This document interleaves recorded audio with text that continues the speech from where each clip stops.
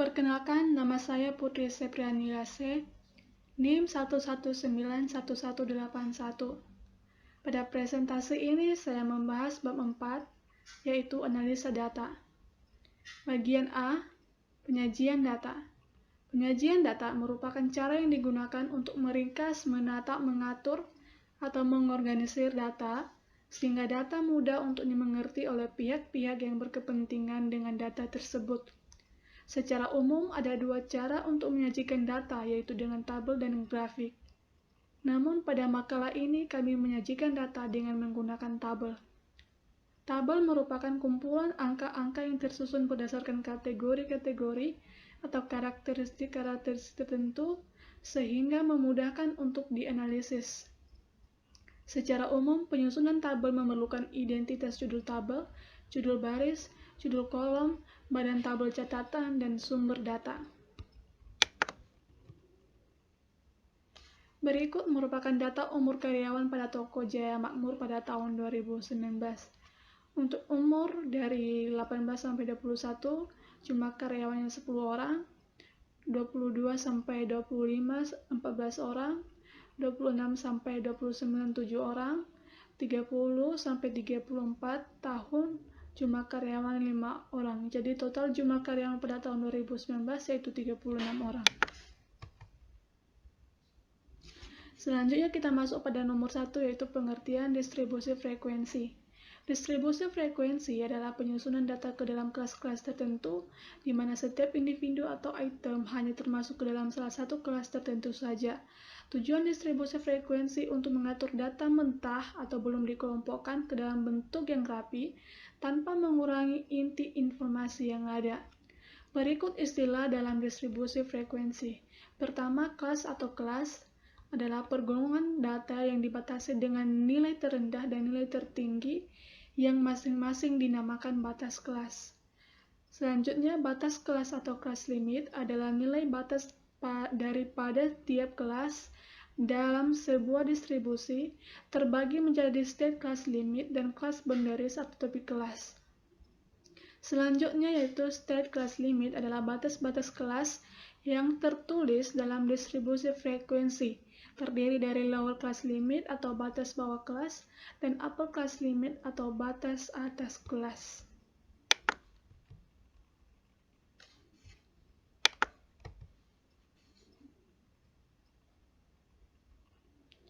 Selanjutnya yaitu kelas boundary atau tepi kelas adalah batas kelas yang sebenarnya, terdiri dari lower class boundary atau batas bawah kelas yang sebenarnya dan upper class boundary atau batas atas kelas yang sebenarnya. Selanjutnya, kelas interval atau panjang kelas atau lebar kelas merupakan lebar dari sebuah kelas dan dihitung dari perbedaan antara kedua tepi kelasnya. Dan yang terakhir yaitu midpoint atau class mark atau titik tengah merupakan rata-rata hitung.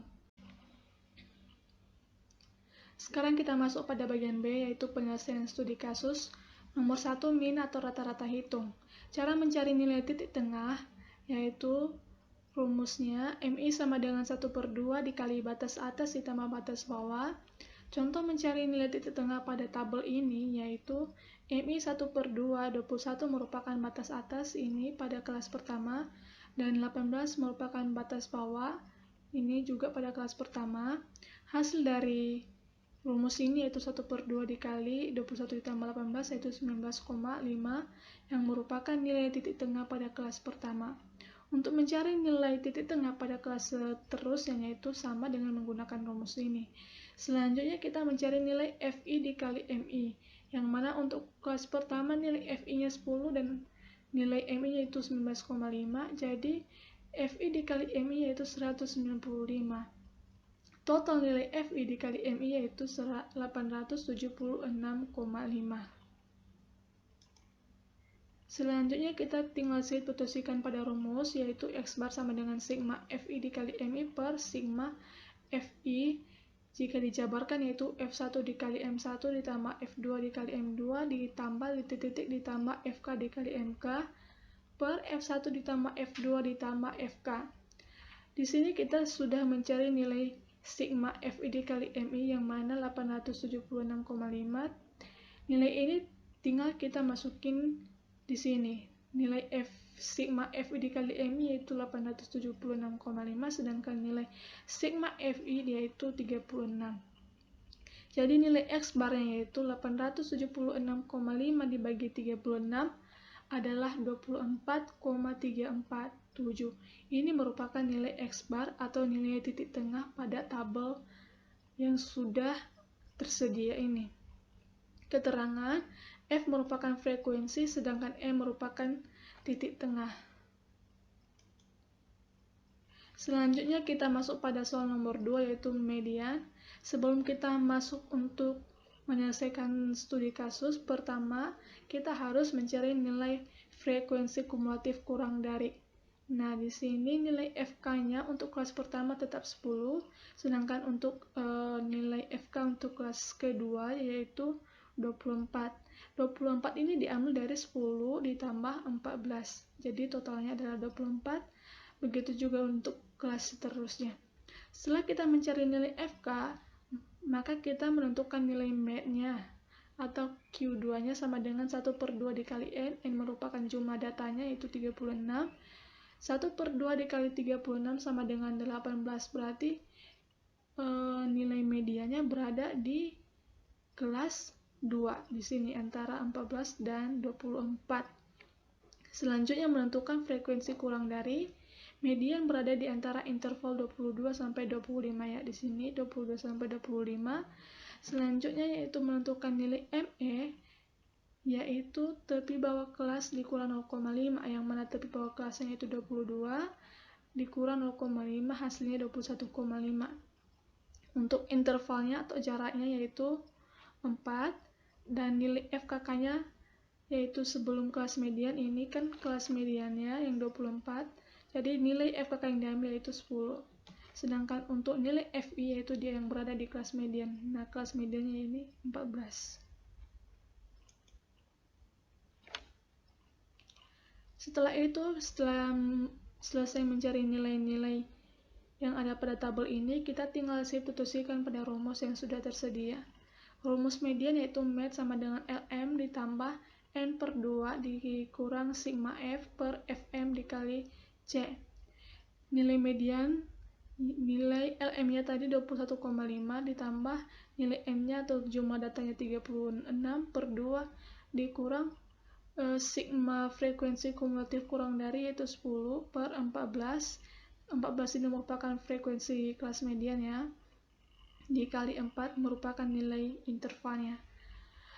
Med sama dengan 21,5 ditambah 18 ini diambil dari 36/2 dikurang 10/14 dikali 4. Median sama dengan 21,5 ditambah 8. 8 ini diambil dari 18 dikurang 10.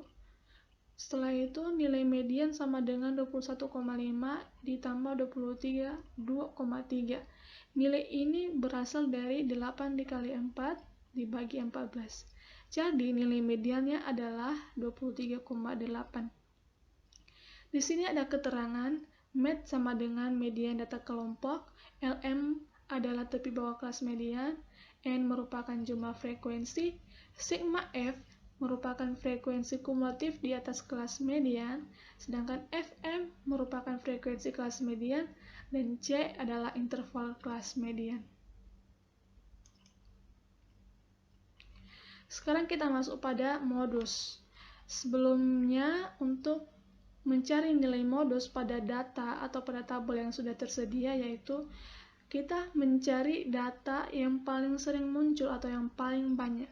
Nah, di sini jumlah data yang paling banyak adalah 14 yang berada pada kelas 2. Jadi LM-nya sama dengan tepi bawah dikurang 0,5. Nilai tepi bawahnya adalah 22, 22 dikurang 0,5. Jadi nilai LM-nya itu 21,5. Sedangkan nilai D1 yaitu 14 dikurang 10. 14 ini merupakan frekuensi kelas modus, sedangkan 10 merupakan frekuensi sebelum kelas modus. Ini cara menentukan nilai D1-nya. Jadi nilai D1 adalah 14 dikurang 10 sama dengan 4. Sedangkan untuk mencari nilai D2 yaitu frekuensi kelas modus dikurang frekuensi sesudah kelas modus. Sesudah kelas modus yaitu 7. Jadi 14 dikurang 7 sama dengan 7. Ini merupakan nilai D2-nya. Sedangkan nilai intervalnya adalah 4. Tetap ya, nilai intervalnya adalah 4. Setelah itu kita tinggal mensubstitusikan pada rumus modus yaitu LMO ditambah D1 per D1 ditambah D2 dikali C. Nilai LM-nya tadi 21,5 ditambah D1-nya 4 per D1-nya 4 ditambah D2-nya 7 dikali 4. Modus sama dengan 21,5 ditambah 4. 4 ditambah 7 sama dengan 11 dikali 4. Modus sama dengan 21,5 ditambah 1,5. 1,5 ini diambil dari 4 dikali 4 dibagi 11. Jadi nilai modusnya adalah 23. Sekarang kita masuk pada kuartil. Nah, sebelum kita masuk pada kuartil, sebaiknya kita tentukan atau kita cari dulu nilai frekuensi kumulatif kurang dari. Di sini saya sudah menentukannya. Setelah itu yang ditanya pada tabel ini adalah tentukan kuartil atas Q3. Nah, kita menentukan Q3 dari tabel ini. Cara mencari letak Q3-nya yaitu 3/4 dikali 36. 3 ini merupakan data ketiga ya. Sedangkan 4 ini merupakan jumlah data yang 36 ini dibagi menjadi 4. Sedangkan yang 36 ini merupakan jumlah datanya. Jadi letak Q3 berada di data yang 27. Nah, kita cari data 27. Di 10 masih kurang, 24 masih kurang, 31. Nah, di sini letak Q3-nya berada di kelas ke-4. Setelah itu kita mencari nilai LQ atau tepi kelas kuartil, di mana tepi bawahnya yaitu 26. 26 dikurang 0,5 sama dengan 25,5. Sedangkan nilai C tetap 4. Nilai sigma frekuensi nilai frekuensi kumulatif yaitu 24 ini sebelum frekuensi kumulatif kelas kuartil, sedangkan nilai frekuensi kuartil yaitu 7. Setelah itu kita tinggal substitusikan pada rumus QI sama dengan LQ ditambah IN per 4 dikurang sigma F per FQ dikali C. Nilai LQ tadi 25,5 dan nilai letak Q3-nya tadi 27 dikurang sigma F yaitu 24 dibagi 7 dikali 4. Q3-nya sama dengan 25,5 ditambah 27 dikurang 4 sama dengan 3 dikali 4 dibagi 7. Q3 sama dengan 25,5 ditambah 1,7. Nilai 1,7 berasal dari 3 kali 4 dibagi 7. Jadi, nilai Q3 yaitu 27,2.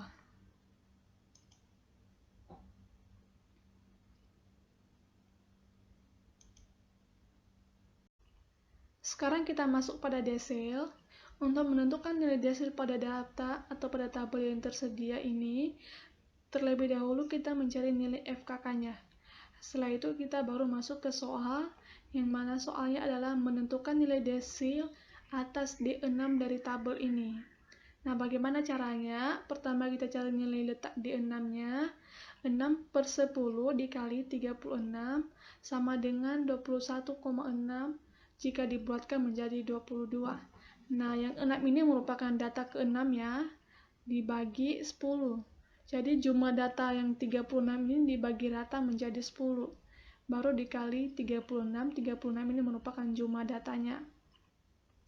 Setelah itu, hasilnya adalah 21,6 sama atau sama dengan 22. Nah, di sini kita cari yang mana data yang 22. Nah, data yang 22 berada antara 14 dan 24. Jadi, di 6-nya berada di kelas 2. Setelah itu kita cari tepi bawah desil. Nah, tepi bawah dikurang 0,5 sama dengan 22. Tepi bawahnya adalah 22 dikurang 0,5, hasilnya 21,5. Nilai C-nya tetap 4. Frekuensi kumulatif kurang dari 10, sedangkan frekuensi desil yaitu 14. Setelah itu baru kita substitusikan pada rumus. DI sama dengan LD ditambah IN per 10 dikurang sigma F per FD dikali C. Nilai LD-nya tadi 21,5 ditambah nilai I-nya 6 dikali N-nya itu 36 per 10 dikurang sigma frekuensi kumulatif kurang dari 10 per frekuensi desil adalah 14 dikali C merupakan intervalnya. D6 sama dengan 21,5 ditambah 6 dikali 36 dibagi 10 sama dengan 22 dikurang 10 per 14 dikali 4. D6 sama dengan 21,5 ditambah 22 dikurang 10 sama dengan 12 per 14 dikali 4. D6 sama dengan 21,5 ditambah 3,4. 3,4 ini merupakan hasil dari 12 dikali 4 dibagi 14. D6 adalah 24,9. Ini merupakan nilai D6 pada data ini. Sekarang kita masuk pada nomor 6 yaitu presentil. Seperti biasa kita cari dulu nilai FKK-nya, setelah itu baru masuk kita ke soal yang mana kita disuruh menentukan nilai presentil atas P50 dari tabel ini. Pertama kita cari nilai letak P50 sama dengan 50 dibagi 100 dikali 36 sama dengan 18. Berarti nilai P50 berada di sini antara 14 dan 24 yang terletak pada kelas kedua. Setelah itu baru kita cari tepi bawah kelas presentil, yaitu tepi bawah dikurang 0,5, tepi bawahnya nilainya 22 dikurang 0,5 sama dengan 21,5. Setelah itu nilai C-nya adalah 4, sigma frekuensi kumulatif kurang dari 10, sedangkan frekuensi presentil yaitu 14. Setelah itu baru kita masuk pada rumus, yaitu PI sama dengan LP ditambah IN per 100 dikurang sigma F per FP dikali C. Nilai LP-nya tadi 21,5 ditambah I-nya 50 dikali N-nya 36 dibagi 100 per dikurang 10 per 14 dikali 4. P50 sama dengan 21,5, 50 dikali 36 dibagi 100 hasilnya 18 dikurang 10 per 14 dikali 4. P50 sama dengan 21,5 ditambah 18 dikurang 10 sama dengan 8 per 14 dikali 4. P50 sama dengan 21,5 ditambah 2,28. 2,28 ini berasal dari 8 dikali 4 dibagi 14. Jadi hasil nilai P50 yaitu 23,7. Berarti nilai P50 ini berada di data ke 23,7.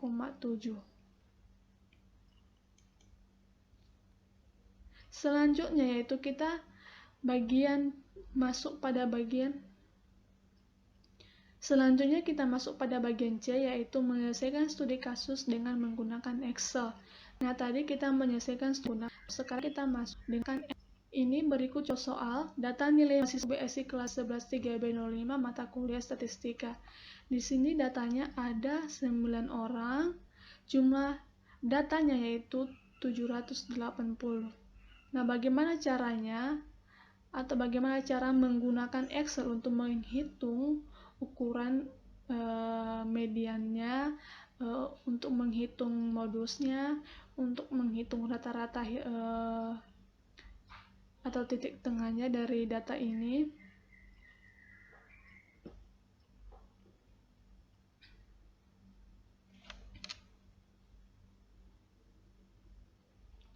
Sekarang kita masuk pada bagian C, yaitu menyelesaikan studi kasus dengan menggunakan Excel. Sebelumnya tadi kita menggunakan rumus, nah sekarang kita menggunakan Excel. Berikut contoh soal. Data nilai mahasiswa UBSI kelas 11 3B05 mata kuliah statistika. Jumlah datanya ada 9 ya. Nah, untuk jumlah total datanya itu 708. Nah, bagaimana cara kita menghitung data ini dengan menggunakan Excel, yaitu pertama, kita mengetahui bahwa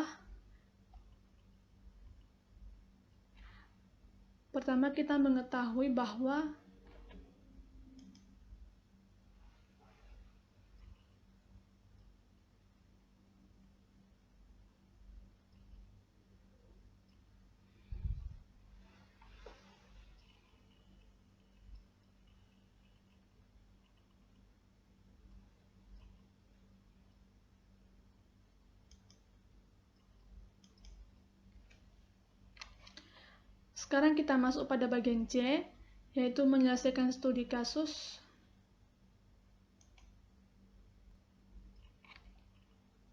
Sekarang kita masuk pada bagian C, yaitu menyelesaikan studi kasus dengan menggunakan Excel.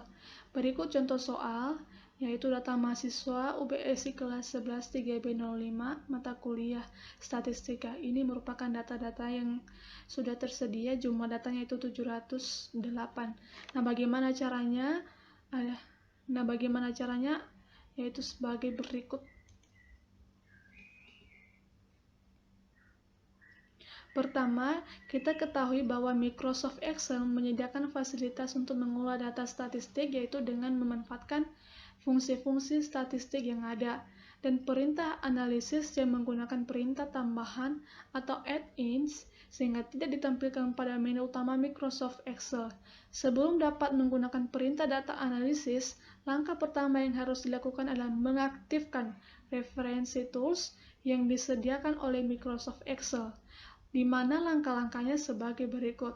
Nah, di sini kita disuruh terlebih dahulu mengaktifkan referensi tools-nya karena untuk Microsoft Excel-nya belum disediakan ya. Jadi kita mengaktifkan terlebih dahulu, baru untuk analisisnya nanti baru muncul menunya.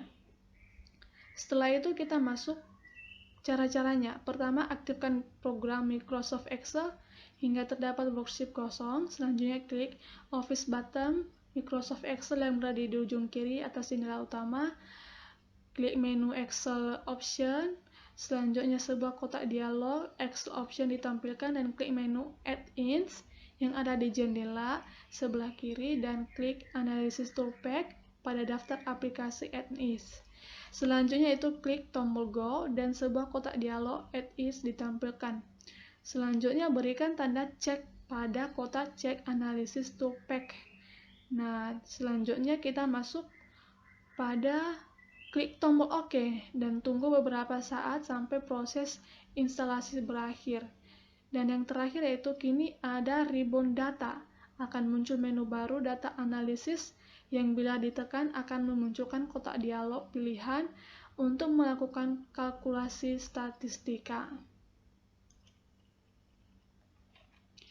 Beberapa langkah yang dapat dilakukan dalam melakukan analisis data statistik adalah sebagai berikut.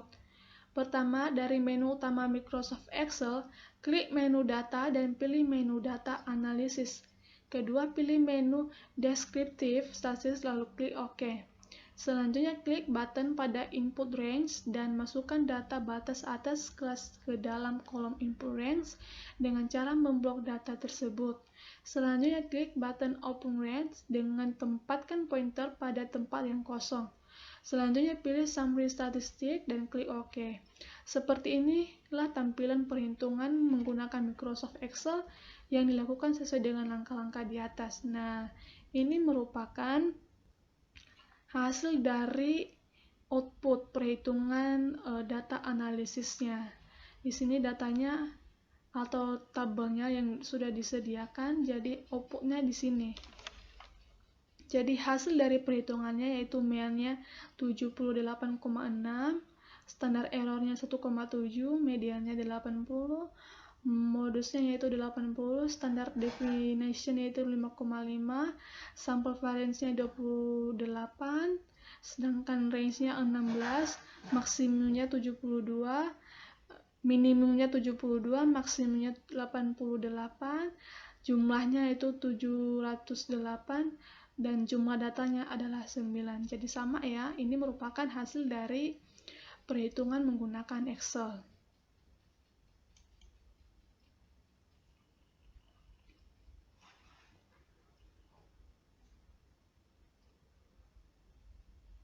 Nah, sekarang